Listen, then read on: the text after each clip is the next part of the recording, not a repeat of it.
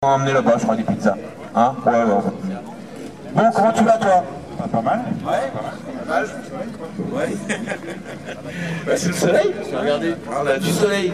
Ah, t'as vu, on l'a déjà présenté, je sais pas si on l'a présenté ici. À la traversée. On l'a présenté ici avec le hardtop. Avec le hardtop, c'est vrai que t'as un hardtop. Qui n'est pas de la même couleur d'ailleurs. Si, t'as la même couleur. Bon, je confonds avec quelqu'un d'autre alors. Là, tu la présentes en cabriolet. Ça, c'est bien. Alors, comme j'avais dit la dernière fois, ça vous rappelle une série, cette voiture. Une série célèbre. Madame, réfléchit, dit, de quoi il parle?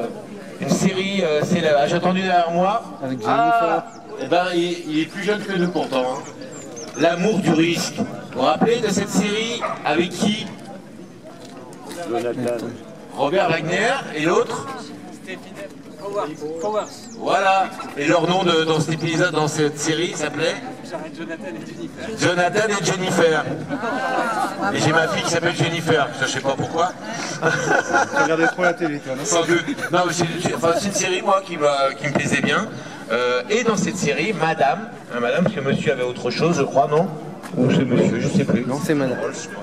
Monsieur avait une Rolls avec un chauffeur, d'ailleurs. Il avait un chauffeur. Et madame, donc, avait Jennifer Hart. 396. Elle avait une 380. Et là, on a la même couleur. C'est la même couleur, hein, le même coloris. C'est le même coloris. Par contre, la version que tu as, toi, c'est encore une version au-dessus. Tu as une version 500, toi. Exactement. Qui correspond à un V8. Les autres, c'était pas un V8, si? C'était V8. C'était V8 aussi. Ah, pardon, je me trompe. Mais donc, dans sa version la plus poussée en cylindrée. Alors il y a eu la 560 après, mais uniquement pour le marché américain. Ah, je savais pas. D'accord. Dans le marché européen, il n'y avait que la... Que la 500. Que la 500. Ça fait quoi de chevaux, ce 500? 231 chevaux. Ah oui, ça commence à faire beaucoup quand même. Hein. Beaucoup de couple, hein, c'est vrai. La voiture est assez lourde, même si c'est un cabriolet. Ça fait 1,6 tonne. 1,6 tonne ça fait. Et la voiture, elle n'est pas si grosse que ça. Hein. Mais il y a beaucoup de renforts. Puis Mercedes a toujours fait des voitures de qualité, assez renforcées. Et la légèreté chez Mercedes, ils ne connaissent pas. C'est pas Lotus. Malgré que le capot avant et arrière sont en alu. Ah, le capot avant et la malle arrière sont en aluminium pour gagner un peu de poids. Exactement. Pas les portes par contre. Non, les portes sont en bonne tôle en acier. Le hardtop, il est aussi en acier. Il en acier, on l'a enlevé hier, il faut être 2. Ah ouais. Ah, et 3, c'est bien aussi. Parce que madame, des fois, elle va avoir du mal. Hein, Très lourd. ouais, très très lourd, c'est pas du plastique. Hein. C'est des vraies vitres voilà, en verre. Voilà. Alors, à l'intérieur, marron, qui doit apporter un nom spécial aussi, non? Terre de Sienne. Terre de Sienne, hein, ça s'invente pas. Terre de Sienne. Alors c'est du cuir bien sûr, hein. Chez Mercedes, sur ces modèles-là, on fait du cuir. Je mets à bord, merci. Bon, c'est beaucoup plus facile de s'installer que dans le Lotus Elise. Hein. On a la bonne hauteur tout de suite. Et tout de suite, moi je vous le dis, bah, on se sent bien. Hein. Franchement, ouais. Madame, ouvrez la porte, madame. Allez, installez-vous à côté de moi. Non, la finition Mercedes, c'est le confort Mercedes de cette époque-là. C'est pas une légende. Les sièges sont vraiment confort. Bien à côté de moi aussi. Les sièges sont vraiment confortables. Hein, je vois bien madame partir avec. Hein, voilà. C'est des voitures à l'époque qui valaient un certain prix. Hein. Alors en 82, ça valait 480 000 francs. 480 000 francs. Donc, comme je disais tout à l'heure, c'est pas n'importe qui pouvait se payer ce genre de voiture. Hein. Ce sont des voitures qui étaient accessibles à des personnes qui avaient certains revenus. Hein. Voilà, c'est fait comme ça. Aujourd'hui, ces voitures-là sont un peu plus accessibles ou pas? Beaucoup plus accessible. Beaucoup plus accessibles. La cote, ça vaut combien? Bien, faut en trouver, hein, c'est pas facile. Hein. Alors en 500, il n'y en a pas beaucoup. Ça coûte presque 50 000 euros aujourd'hui. 50 000 euros. Mais on en trouve à moins que ça. On en trouve à moins que ça. La durée de vie de cette voiture, elle est sortie en... le premier modèle est sorti en 71, par là, je crois. Alors elle a été produite de 72 à 89 pour la série SN, hein, celle-là. Ouais. Et c'est la voiture qui a été produite le plus longtemps chez Mercedes. C'est vrai. Oui. Ouais, c'est vrai que ça fait une sacrée carrière pour cette voiture, hein, qui a eu un bon succès, aux États-Unis notamment. Hein, il est assez fan. Et on retrouve ce modèle aussi dans la série Dallas. Exactement. Hein, Dallas, vous vous rappelez Dallas? Il y avait ce même modèle aussi dans Dallas. C'est Beverly Hills, ça c'est. dans le fil de la oui, on trouve plein. Les Américains ont toujours été amateurs de Mercedes, et notamment de cabriolets. Hein, d'ailleurs, on se rappelle que les premières SL avaient été construites pour eux dans les années 50. Les 300 SL et le Roadster également a été construit pour les Américains. Voilà. Moi, je partirais bien comme ça sur la côte avec. Franchement, ça me plaît bien. Ça me plaît très bien. Bien sûr, ces modèles-là, les 500, uniquement en boîte automatique ou pas? Uniquement en boîte automatique, à cause du couple important du moteur. Je pense une boîte mécanique aurait souffert. Et les modèles plus petits au niveau cylindré avec des boîtes mécaniques. Uniquement la 280 et la 300 SL en 6 cylindres avec des boîtes mécaniques. Tous les autres étaient en boîte auto. Tous les autres, Tous les V8 étaient en boîte auto. Boîte auto 4 vitesses? 4 vitesses. 4 vitesses, hyper solide, hyper fiable. Très souple. Très souple, voilà. Ces boîtes-là sont très fiables, ont une très bonne réputation. Vraiment des boîtes automatiques sans souci. Le moteur, pareil, assez fiable. Voilà. Ça peut faire à la combien de kilomètres cette voiture? 123 000. 500 km d'origine, oui, c'est un compteur à 6 chiffres. Donc ça aussi, tu peux y aller encore. T'as de la marge. Il y a de la marge. T'as de la marge. T'as toutes les informations sur ce... Ah, c'est quoi l'aiguille en bas? C'est l'économètre. Économètre, vous connaissez ça? Là, j'ai un économètre. À votre avis, ça sert à quoi? La consommation. Non? C'est juste à se faire peur. Oui, c'est la consommation. C'est pour la consommation. C'est pour la consommation, c'est-à-dire là, quand tu es dans le rouge, C'est que tu consommes. si tu consommes, c'est que tu tiens sur les rapports, tu fais monter les régimes, et là tu consommes. Il t'indique, là tu es dans le rouge, oula. Par contre, si le conduit cool, l'aiguille doit rester au milieu, à peu près. Pour la garder au milieu, il faut être très La très BM, il y a des Ah ouais? trucs de BM aussi. Ah d'accord. Oui, T'as essayé, ils toi? font ça aussi. voilà, Ouais. tout le temps en rouge. Tout le temps dans le rouge. Ouais, c'est assez... Alors, la petite pendule là au milieu, rajoutée, je trouve que ça fait un peu... ils auraient pu la mettre autre part, pour la pendule. Parce qu'elle est réservée au conducteur, hein, et ça fait un peu rajouter. C'est le seul bémol que je trouverais. Cette pendule aurait été beaucoup mieux ici, je trouve, sur la console. Voilà. On a vraiment du bois, hein, c'est pas du faux, c'est du vrai bois. Ici, ah non, j'allais dire un retour sur les ports, non, juste sur le tableau de bord ici, du très beau bois, un accoudoir, un bois un peu fatigué puisque le cuir, et ben avec le temps ça fatigue. Alors derrière, on n'a pas de place pour les... On n'a pas de place, pas de banquette, hein. Si, La banquette, c'est une option. On a catégorisé en 4 places. Mais c'est des places pour les personnes, pour les gamins, moins de 30 kilos. si tu trouves une banquette, toi, d'occasion, tu peux la rajouter.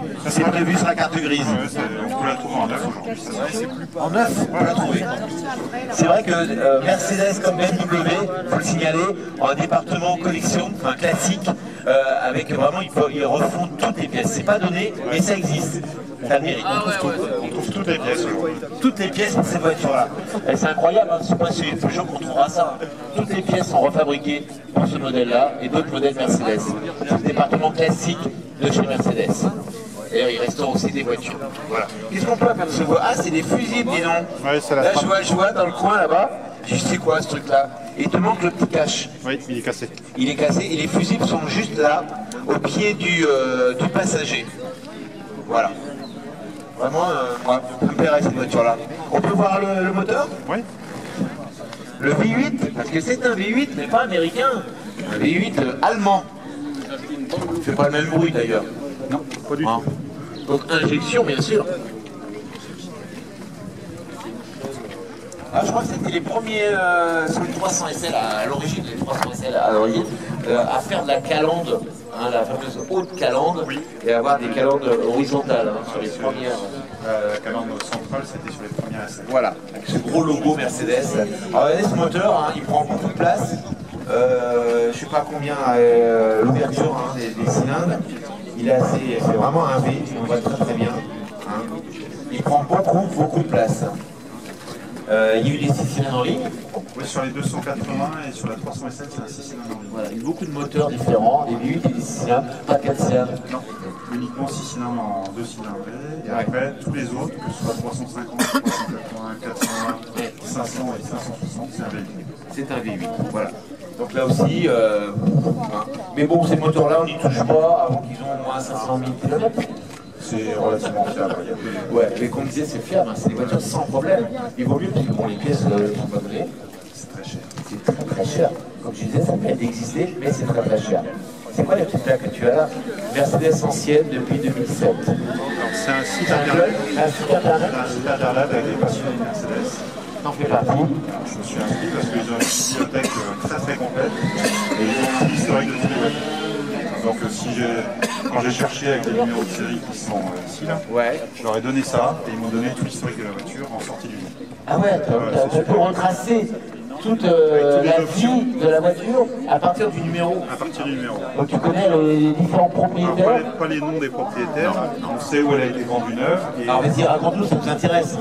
c'est une voiture qui a été vendue neuve en 82 à Bahreïn, dans les Émirats. Non, c'est vrai. Mais c'est Bahreïn, très visité en ce moment. Avec toutes les options qu'il y a dessus, donc les coloris évidemment, la partie sécurité, donc il y a l'ABS dessus. Ouais. Mais il y avait une option batterie pays chaud, D'accord. donc qui est vraiment identifiée avec le numéro de série. Ouais. Et, Spécifique, en série. et la voiture a été importée en Angleterre en 98. Donc de Bahreïn, elle est partie en Angleterre. Elle est partie à côté de Londres, elle est restée jusqu'en 2016 à Londres et elle a été importée en France en 2016. D'accord. Et entre 98 et 2016, elle a fait 1500 km. Et autrement, j'ai son carnet avec tous les D'entretien. d'entretien et tout l'historique depuis le début. Ça c'est incroyable quoi. Ah, le carnet qui était à Bahreïn. Ouais. La voiture est d'origine, hein. Elle n'a jamais été restaurée. Ah ouais, d'accord. Couleur. Mais dans son jeu. Avec un boss, ça va pas souvent alors. Donc tu as tout le carnet avec tous les entretiens qu'on a mis sur cette voiture. Avec les papiers d'assurance de tous les ans. Enfin, j'ai tout l'histoire. C'est l'idéal pour qu'on achète une voiture. C'est l'idéal. Cette traçabilité qu'on a de une voiture, c'est assez rare C'est aujourd'hui. assez rare. Trouvé sur le bon coin. Sur le bon coin en plus. Ouais. Tu regrettes pas ton choix, je crois. Depuis que tu l'as, c'est un plaisir. C'est un vrai plaisir à conduire. Ouais, très agréable. Ouais. Et madame, elle a conduit aussi. Oui, très facile à conduire. Très facile à conduire. Voilà. Ben, on connaît un petit coffre à l'arrière, un petit coffre, une soupe. Je vais refermer peut-être. Parce que pour ces voitures-là, contrairement à ce qu'on a vu tout à l'heure, avec des voitures un peu difficiles pour loger les bagages, là, madame pourra loger ses bagages. Ils ont dû le faire d'ailleurs. T'es parti déjà en vacances Encore. Pas encore. Oh, regardez la finition de ce coffre. Regardez un peu. Hein, la haute finition. Ça, c'est Mercedes, encore une fois. Voilà. Tu n'as pas de roue de secours? Si, elle est en dessous. Elle est en dessous, d'accord. Petite subtilité. Petite subtilité, oui. Un petit cache. Et le petit cache qui vient s'accrocher là. Oh là là, ah ouais, ouais. Pour Petit te dire. détail, pour éviter que ça retombe. Ah, elle est avant. On peut vous en débarrasser. Et les fameuses jantes alu, type Mercedes d'époque, qui sont magnifiques. Ah, et la voiture, la roue de secours est légèrement inclinée, comme ça. Voilà. Et elle dépasse un peu, il y a un petit bossage sur le... voilà. Donc, même avec la roue de secours, qui est assez large quand même, hein. Je sais pas quelle dimension c'est. Bah, c'est la même que. C'est une roue normale. Hein. Ouais, C'est le 14 pouces en 225 ou 205. 205, ouais. Et là, tu as encore un petit... C'est le cric. c'est le cric qui est ici. Voilà, sur le côté, dans l'aile en fait. Hein. Voilà, avec le triangle. Le triangle et le cric. Toujours les crics importants chez Mercedes, assez volumineux. On peut mettre quand même pas mal de bagages. Hein. Ah oui, oui. Ah, ça reste accessible et vraiment... Donc c'était noir comme ça à l'intérieur, d'origine. Ok. Comment on a trouvé cette voiture? Super. Ah ouais, bah, on peut pas dire le contraire. Et regardez, quand la capote est pliée, regardez, vous avez un couvre-capote aussi, en tôle. Comme sur la pagode. Comme sur la pagode, je me rappelle. C'est le même principe que la pagode. Ouais. La pagode, elle a un toit quand même. Alors, le hardtop, il est pas aussi prononcé que la pagode, mais il est Légèrement. légèrement aussi comme la pagode. D'accord. Ben, on te dit merci d'avoir présenté cette voiture avec nous.